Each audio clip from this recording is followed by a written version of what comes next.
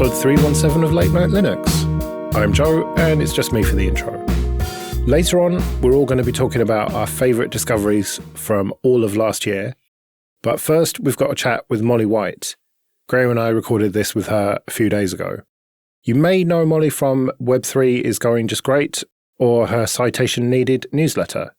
So, let's get straight on with that. Welcome to the show, Molly. Thanks for having me. So it's been a while since we last talked to you, and last time we were talking about the crypto stuff mostly, which is what you're quite well known for, but you are also well known for your involvement with Wikipedia. Yes. And that's something that's come up recently. It has, yeah. I mean, Wikipedia comes up pretty often, I guess, but yeah, it has come up recently. So what exactly is your involvement with Wikipedia then? Well, I am a Wikipedia editor. I, have been editing Wikipedia for over 18 years now, I think, pretty actively for most of those years. And I've had, various roles in the community. I'm an administrator now. I am a functionary on the site, which is sort of an advanced level of permissions. And I also spent about 6 years on the site's arbitration committee, which is its sort of top dispute resolution body. I haven't been on that recently, but for a couple of years there, I was a part of that. But that's all been as a volunteer then? Yes. Yeah. All volunteer. I've never worked for the Wikimedia Foundation or anything like that. Right. And so you recently wrote a post, Elon Musk and the Rights War on Wikipedia. I would have added the word far before right there personally, but I know you're quite diplomatic. Tell us a little bit about this piece you wrote then. Yeah, so Elon Musk and other members of, I would agree with you that it's the far right. I just try to keep my title short. He and a handful of others have been really going on the offensive about Wikipedia lately, although it's sort of something that he's been yelling about for a number of years now. But every once in a while, it sort of crops up in these far-right spaces that Wikipedia has been captured, that it is this leftist project, that, there is this grand conspiracy to turn everyone into socialists or something like that through this sort of biased editing, which is all hand in hand with the mainstream media and so on and so forth.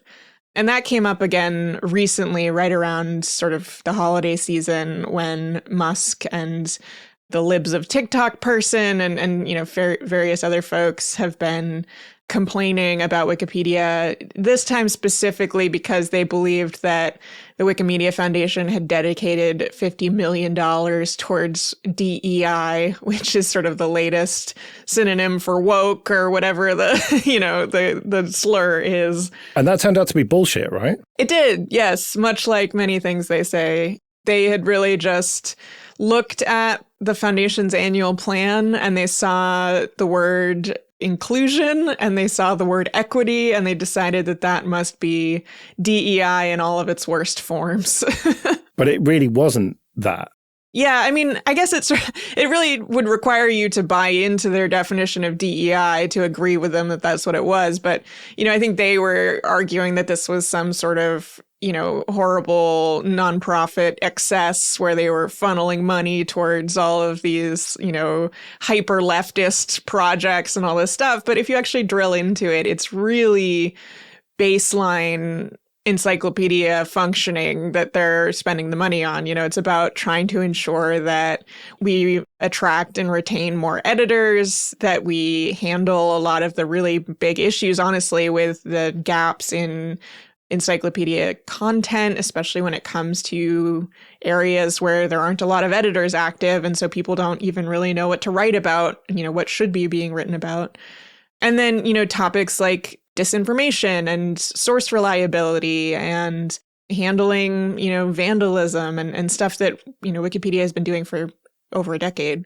Yeah, that source reliability thing is interesting because the far-right people will have you believe that any sort of right-wing publication is like blocklisted and just not allowed to be cited. But in your piece, you talk about how The Telegraph, which is very much a right-wing newspaper, is considered a reliable source. Yeah, so a lot of these conversations that happen where they're very political often really misunderstand how Wikipedia works and how the editing works, which, I don't really fault people for not understanding it because it is this sort of Byzantine process. But There isn't like this list of approved sources and this list of banned sources, and you can only cite the ones on the good sources list and you can never cite the ones on the banned sources list. Like that would be basically impossible to maintain. There are so many publications out there, books and academic journals and newspapers and magazines and everything, websites, that you couldn't possibly create something like that. But also it just sort of ignores the fact that reliability is often very case by case. Like some authors are better fact checkers than others. Some publications do very comprehensive fact checking for all of their pieces or only some of their pieces. Things slip through the cracks. There are opinion articles published in publications that also publish very heavily, researched articles. And you might cite one, but not the other. So everything is really very case by case, but what they often are referring to is this list of sources that come up a lot in discussion on Wikipedia where, people constantly are wanting to cite the New York Times or the Daily Mail or, all of these different sources that are just very widely read. And to avoid having the same conversation 1,000 times every time it comes up, we've had sort of larger scale conversations about the general reliability of those sources, which then provides some degree of guidance for any case-by-case usage. And so for some sources, the Daily Mail being one of them, there have been such major issues with their reliability, with their willingness to fabricate information or their failure to fact check, their failure to issue corrections when errors are identified, that, they have entered this sort of zone on Wikipedia where we try not to use them. And it doesn't mean we never use them or that they should never be used, but they're somewhat rarely used for good reason. And then other sources, are generally reliable because they have strong fact-checking practices. Their editors will issue corrections if there are issues identified and so on. And again, not every article in one of those publications should or can be used, but it does help avoid those conversations. But that list is what often gets sort of misrepresented in these types of discussions, especially by people who are just not super familiar with how Wikipedia works. But that list does tend to skew left, generally speaking. It does, I would say. Not exclusively, as you just mentioned. I named a couple of publications that are, sort of center-right to right-wing that are in that generally reliable column. And there are definitely left-leaning sources that are considered to be unreliable or, heavily partisan, for example. But there is sort of a left slant to some of those sources, I think, honestly, because a lot of the right-leaning sources tend to be really bad at fact-checking, or they tend to be willing to publish, falsified information. They treat conspiracy theories as fact. They're willing to sort of use this post-truth era that we're in to publish, whatever the narrative may be without much respect for the truth. And because of that, a lot of them have been added to that list because we were just seeing problems over and over and over again with sources coming out of those publications. Post-truth is such an important term here because Wikipedia has always had this mission to cite sources and be objective about the truth. And that is why these far-right people are attacking it, right? Or one of the main reasons. Right. I mean, a lot of the people who are upset about Wikipedia are mostly just angry that Wikipedia does not reflect their interpretation of how things ought to be portrayed. Elon Musk in particular has a lot of really personal grievances with the website where, it doesn't describe him as the founder of Tesla because he didn't found Tesla. He joined early on and he won a lawsuit because he wanted to be called that. But that does not sort of rewrite history in the way that he would like. And so Wikipedia just explains the facts. And, there are instances where there isn't, one accepted truth on something. If you go to the article about God, for example, it doesn't try to make claims that it's true that God exists or doesn't exist or any of the other claims. But it does, we do try to describe any sort of mainstream viewpoints or, commonly described viewpoints in proportion to how prominent they are. And so it does mean that if there is a fringe theory on something, we will discuss it if it is a noteworthy fringe theory. We talk about like the flat earth theory on Wikipedia because it's noteworthy, but it doesn't mean we describe it as a factual state of affairs. And in a lot of cases, I think that's what upsets people who are on the right, who want Wikipedia to say that, the 2020 US presidential election was stolen or something like that, because they believe it to be true. And so because of that, they think that everyone else needs to as well. Okay, this episode is sponsored by ServerMania. Go to servermania.com/LNL to get 15% off dedicated servers recurring for life. ServerMania is a Canadian company with over a decade of experience building high-performance infrastructure hosting platforms for businesses globally. ServerMania has up to 20 gigabits per second network speeds in 8 locations worldwide for optimized global reach. They have flexible custom server configurations tailored to unique needs, as well as a personal account manager offering free consultations. With 24/7 live chat support and support ticket response times under 15 minutes, you can always keep your systems running smoothly. Alan Jude from 2.5 Admins has been a happy ServerMania customer for over 7 years, so support the show and join him at a hosting provider that truly delivers. Get 15% off dedicated servers recurring for life at servermania.com/LNL and use code LateNightLinux. That's servermania.com/LNL and code LateNightLinux. A lot of the media will try and have this kind of false equivalence. Like they'll try and put up both sides as if they're equal. I mean, that happened with climate change for the longest time. Right. The BBC, for example, would do that. They'd have someone who's an expert on climate change and then someone who thinks that it's bullshit or whatever, and they would give them equal weight. And then eventually they decided, well, on that particular topic, no, the consensus is enough that we won't keep doing that. But I mean, Brexit, which is a huge topic that we often make a lot of jokes about on this show. There's a journalist, Emily Maitlis, who talked about this. She was working for Newsnight, a BBC News show, and she said that it would take them 5 minutes to find an economist who would say that Brexit was a bad idea. And then they'd have to spend like 2 or 3 hours to find an economist who would come on and say it was a good idea. But then they would be presented on the show as equal. And, that kind of false impartiality, I suppose, is something that Wikipedia doesn't fall into that trap because everything's got to be cited. And, it sounds like with the flat earth thing, it's recognized as a fringe idea, but it's not given the same credence as, the reality of the world.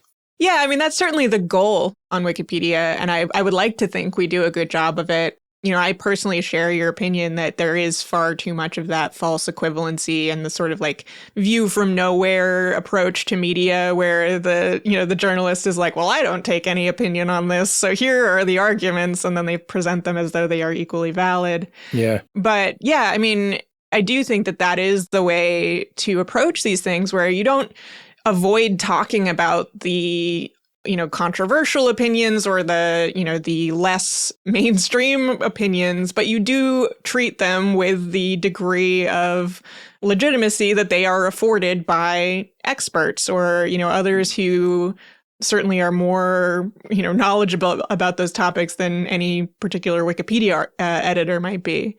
And I think that is something that the news media really struggles with is sort of this feeling that they have to be completely divorced from the conversation and take zero stance while treating every possible opinion as equally valid. Do you think that it could be a trap, even engaging in conversation or using like the language of left and right when all you're trying to do and we're trying to do is remain objective, and it's for other people to interpret whether that has a political bias or not, or reflects the kind of the model of the times? If just some of those publications happen to be right-wing, then that's nothing to do with you. I think potentially, but I also think there is some value in just sort of acknowledging that, this publication tends to have a left-wing perspective on things or a right-wing perspective, or, sometimes it's not even the publication, it's the author, the individual journalist or whatever it might be. I think that can be useful sometimes when critically reading a piece of media. And I think it can be useful in other contexts as well. Wikipedia often gets a lot of flack, especially, from people on the right, who they hate that Wikipedia will describe somebody as right-wing or conservative or far-right or alt-right or whatever term it might be. They feel like they shouldn't be described as that, or as though, being described as far-right is derogatory, which is sort of, I feel like there's something to be examined there if they're that upset. But, I think it's useful to just say, this person tends to hold these views that fall on this end of the political spectrum. And, that can be useful in evaluating what they're about, and the positions that they hold and where they're coming from on things. And, Wikipedia does not apply those labels itself through interpreting their opinions. It looks at other descriptions of that person. And if, the news media or, academia or whatever reliable sources we're using widely describes someone as far right, then Wikipedia will as well, which I think is, the right way to go at it versus, trying to have this tribunal on Wikipedia to determine where people fall in the political spectrum. Yeah, but those far-right people will tell you, I don't believe in left and right. I believe in globalist, evil Satanists versus us normal people or whatever. Right. So it feels like you can't even win with them. Yeah, I think, a lot of the point is really just to change the conversation to something that, is just not productive a lot of the time. I worry that engaging people on their terms with their language, like Joe was saying earlier on about the one economist they could find supporting Brexit, adds credibility to their argument. It makes it more real than it really is in terms of what is objective and what isn't objective. Yeah, it certainly can. And, when it comes to Wikipedia, Wikipedia is reflecting what is being described in mainstream sources. And so the more mainstream sources engage in that type of behavior where they do represent those viewpoints, even when they are very fringe or they're bogus science or whatever it might be, it almost requires Wikipedia to then give credence to those viewpoints. So there is this sort of perpetuating cycle there where Wikipedia is often sort of beholden to whatever decisions outside reliable sources make. But, I personally hope that the sort of average of all sources available works out eventually, and that, some sources making poor editorial decisions sort of come out in the wash, I guess, eventually. But, maybe I'm too much of an optimist. Going back to the funding conversation, there are some valid criticisms of at least the way Wikipedia and Wikimedia request donations, right? Like the huge begging banners. That's something that is not uncontroversial within the Wikipedia community, right? Yes. So, and that's something I noted in my piece is that, I'm not trying to say that Wikimedia's fundraising or its spending is beyond reproach. And there's certainly reasonable conversations to be had about how it raises money, how it spends money, where it spends money, all that kind of thing.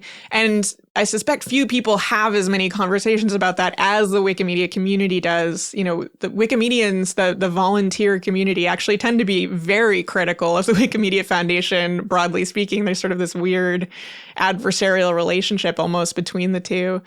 But I was really just trying to point out that a lot of the arguments coming from Elon Musk and other folks are just really not those reasonable conversations to begin with. Trying to say that Wikipedia is spending $50 million on woke is just not a useful framing, because it's just not, it's starting from a very flawed premise.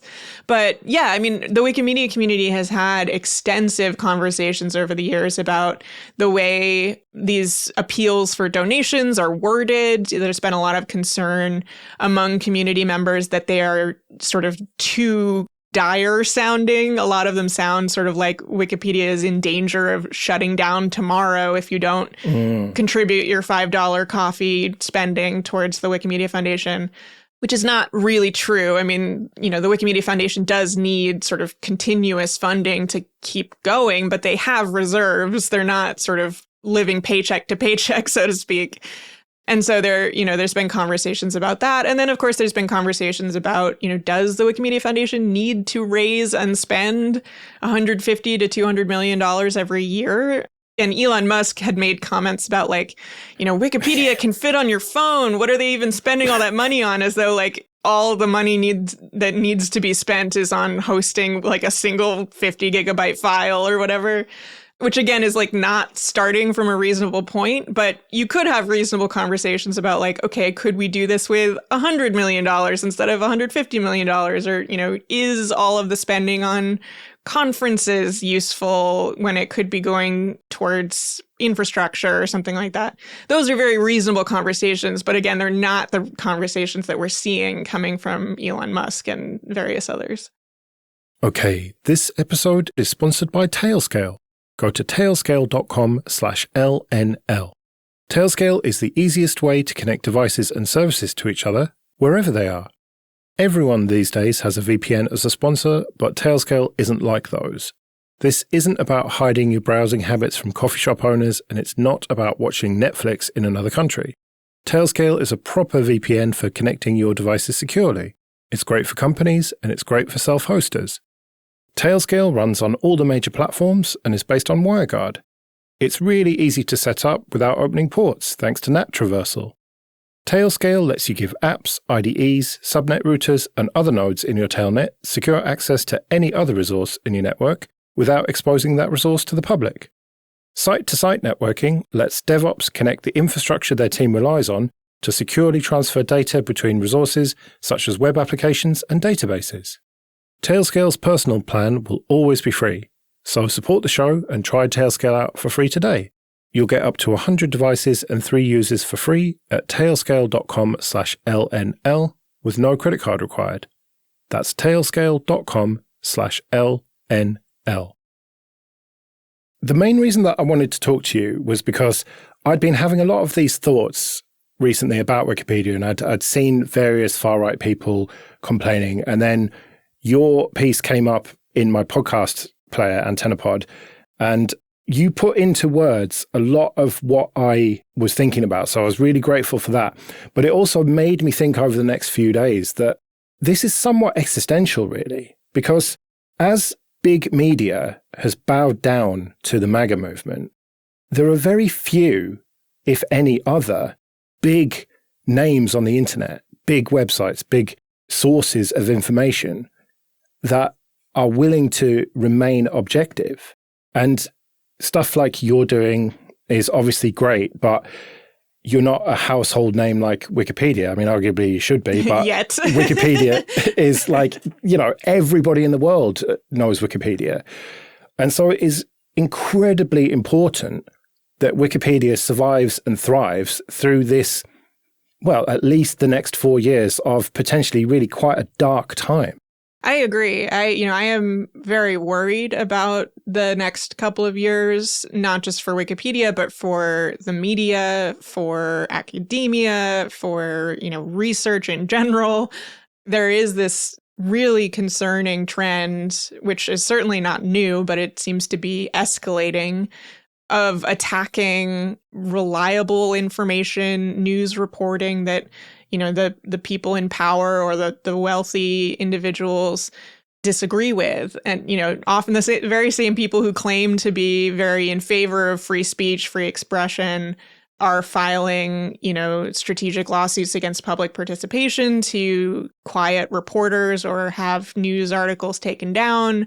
There's efforts to ban books in libraries and schools. There's efforts to, in the US at least, to have regulations that would limit online information about LGBT issues, mental health, things like that, because they're determined to be, risky to children and things like that. There's sort of these censorship laws that have become unfortunately popular. And so, and I personally view access to high quality, reliable information as like a human need. It's not just a human right, but it's a need in order to live and, sort of interact with the world around you in an informed way. And so the less available that is, the more dire things can really get. And so I think it's going to be really important to sort of protect as much as possible the free press, the free access to information, and Wikipedia is certainly a bastion in that, and one that I'm really hoping will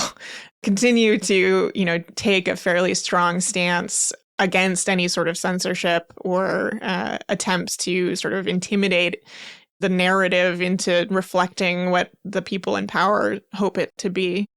And one of the big things that people can do, obviously they can donate money, but they can donate their time, which is something that you have made various resources about how to become a Wikipedia editor in 30 minutes. There's a video you did and an article.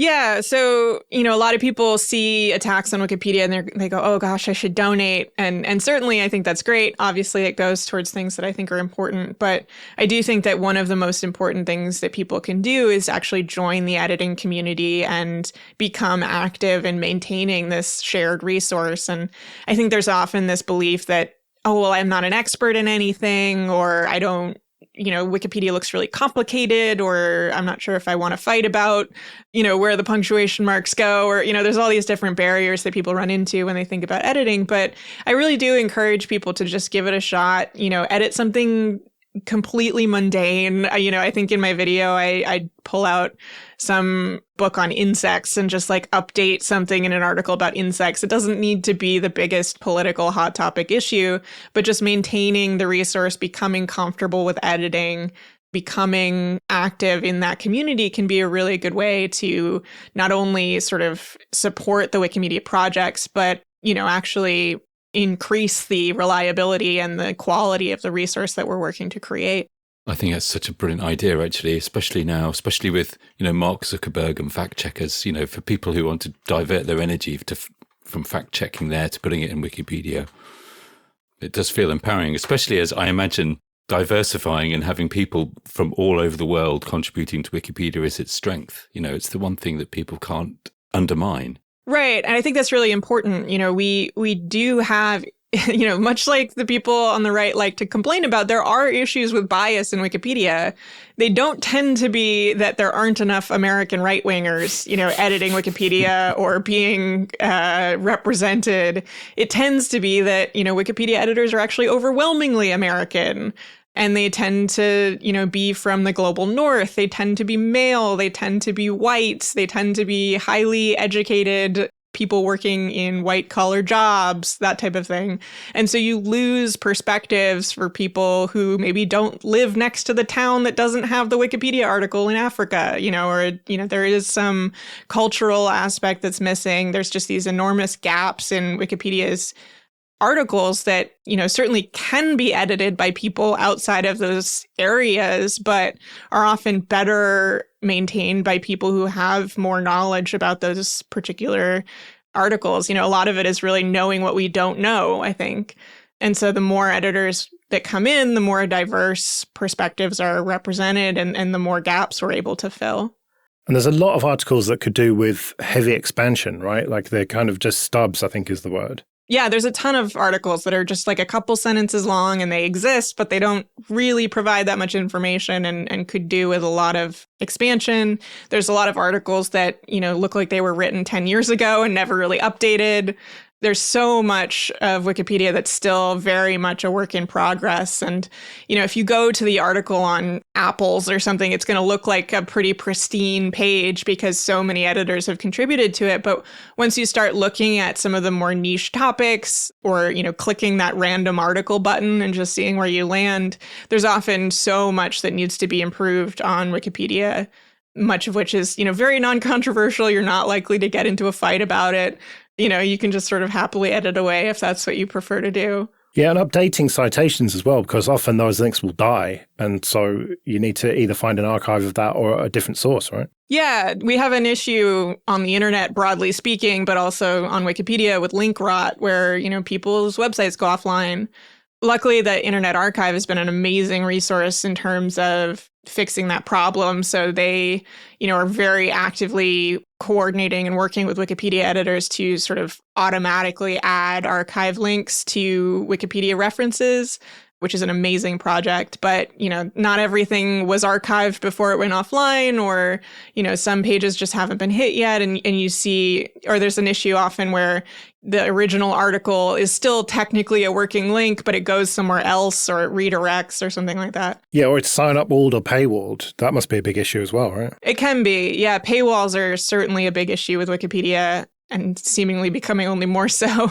What's the policy on using something like archive.is to get around paywalls? Is that allowed on Wikipedia? It's not forbidden. And we do encourage linking to archive websites. There's certainly some concerns around those sort of dark archives and things like that around are these going to be online forever if we don't really know who's running it? But yeah, they're not forbidden. And as far as paywalls go, there's no prohibition on using an article that's behind a paywall. And there are projects with various resources to actually provide Wikipedia editors access to databases that are often paywalled. So there's a project called the Wikipedia Library, which is this amazing collection of databases, often like academic databases that are limited to people who have some affiliation with a college usually. But Wikipedia editors can actually get access to those through the Wikipedia library and then use those as sources to improve Wikipedia, which has been an amazing resource, especially as I no longer have any sort of university affiliation and lost access to all my precious databases. Well, it's been absolutely great talking to you as usual, Molly. Thank you very much for joining us. What do you want to plug? Citation Needed newsletter, maybe? Yeah, my newsletter is citationneeded.news, and it links to everything else if you want to find me anywhere else. Right, well, I'll definitely put a link in the show notes. Well, like I said, great to speak to you and hopefully speak to you again soon. Yeah, thank you so much for having me. Okay, this episode is sponsored by Automox. Are you prepared for whatever shitstorm may hit your desk during the workday? Automox has your back. Check out the brand new Autonomous IT podcast. Listen in as various IT experts discuss the latest Patch Tuesday releases, mitigation tips, and custom automations to help with CVE remediations. Make new work friends. Listen now to the Autonomous IT podcast on Spotify, Apple, or wherever you tune into your podcasts.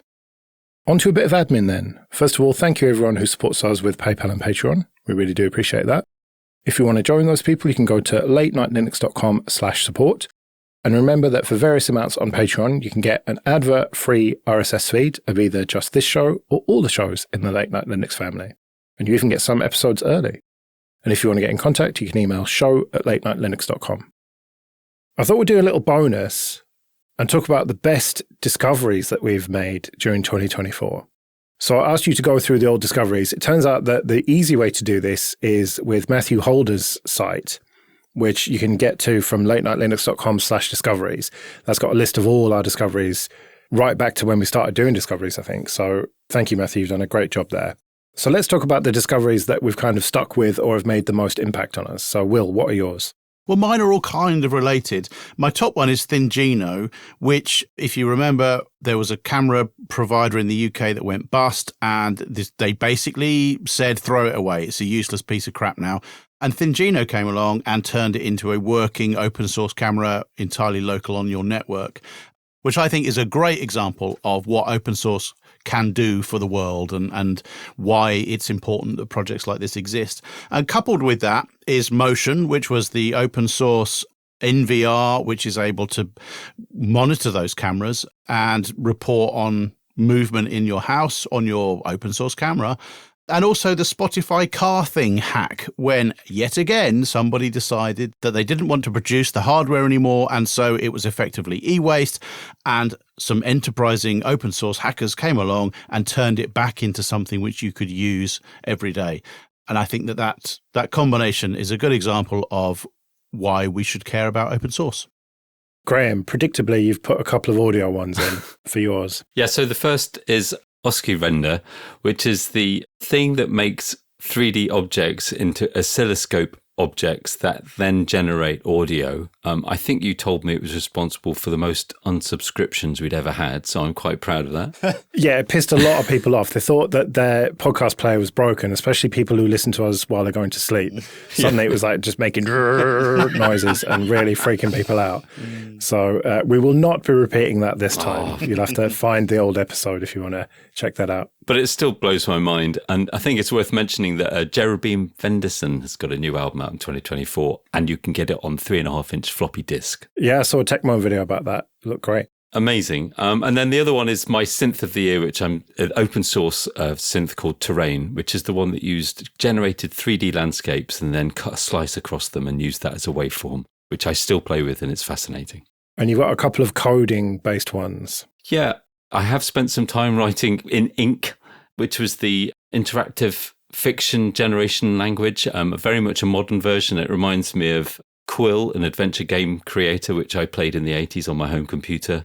And it's a perfect thing for these long evenings. And then another one kind of related to retro gaming is 8-bit Workshop, which is a web-based IDE for assembler through emulators with real-time output and debugging and pixel editors and also sprite editors. So a whole IDE for retro gaming on the original emulated hardware. It's a brilliant piece of software. Phelim, your first one is Picture. Yeah, so the theme of my year has been kind of trying to make documentation better. I haven't sort of gotten around to that yet, but Picture is a nice flowcharting based documentation system where it is simply just a few commands that you can put in as a text file and then interpret into a flowchart type document. Really nice, really simple, and it's all stored as text, so it's available in the future when you change your mind. And sort of tying in with that is Clever Notes, which is a markdown editor for KDE. That works out really nicely, allows me to see what I'm doing while I'm editing documents. I only found that near the end of the year, but I intend to fully redo my documentation with it. Very nice. Is that Clever Notes with a C? You know it's not with a C. It's with a K. Come on. And Task Finder as well. Yeah, Task Finder was one that I found that sort of, it works on a very simple markdown to-do list structure. And you can put things like schedules for when things are to trigger and stuff like that. And it's got a very nice command line interface to it. So really simple and really nice, and very happy with that. And your absolute favorite discovery is every AI thing ever, which you love. Yeah, it says it's called AI track. It is not. It is facial recognition machine learning track is what they should have gone for.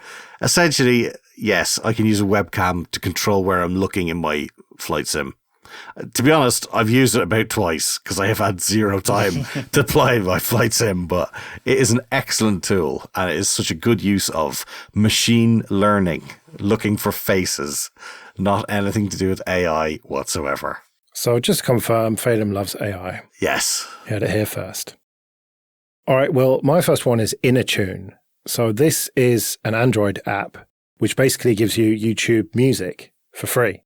It does break quite a lot, because Google changes shit, and it's really annoying when that happens. And it's obviously not the InnerTune devs' fault at all.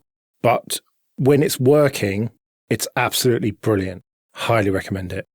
And a YouTube channel that I still watch as soon as they come out, and that is Stesticks Fix. I talked about this when Popey was on, I think.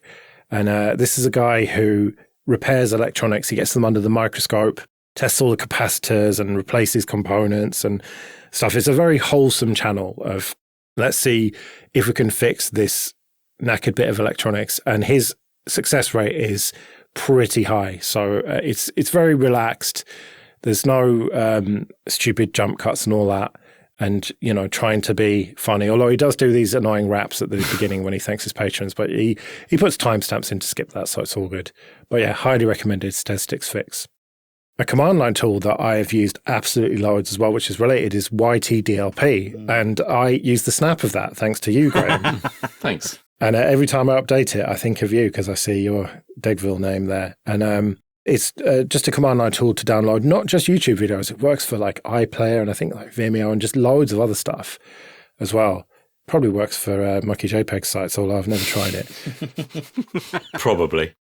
And Linux Mint 22 is still on probably my favorite laptop, the XFCE edition, of course. I installed that early on in the year, thinking that I wouldn't stick with it, but I have stuck with it and it's great. It's like Ubuntu, but just a little bit more polished, really. I haven't changed any other machines to it. I don't know why, really, but it's on my X1 Carbon with an 8th gen Intel. So it's quite an old machine, but it's super lightweight, sort of plasticky machine that I just chuck around the house to watch YouTube videos and stuff like that on. And Linux Mint has been absolutely great, except when it comes to printing. I bought a Brother printer because everyone said, oh, it'll just work. And with Ubuntu, it just works fine. Linux Mint 22, no dice. So I do have a Ubuntu partition that I boot into to print stuff with. But apart from that, it's been absolutely flawless. I'd love to send that back to 2017, Joe, to hear him say what he thinks of you using Linux Mint. Yeah, well, you know, eventually you just get old enough to just not care about stuff and just want things to actually work. And I like being able to just close the lid and reopen it and not have to put the password in and hope that I'm not putting it into Telegram or something. Because that's what happens with Ubuntu. Like, it's locked, but it doesn't look locked. And Yeah, there's just little bugs in Ubuntu, which I put up with on all my other machines, but just this one laptop, I've been really enjoying Linux Mint 22. Right, well, we better get out of here then. We'll be back next week when it'll probably be news and stuff, but we'll have to see. Until then, I've been Joe. I've been Phelan. I've been Graham. And I've been Will. See you later.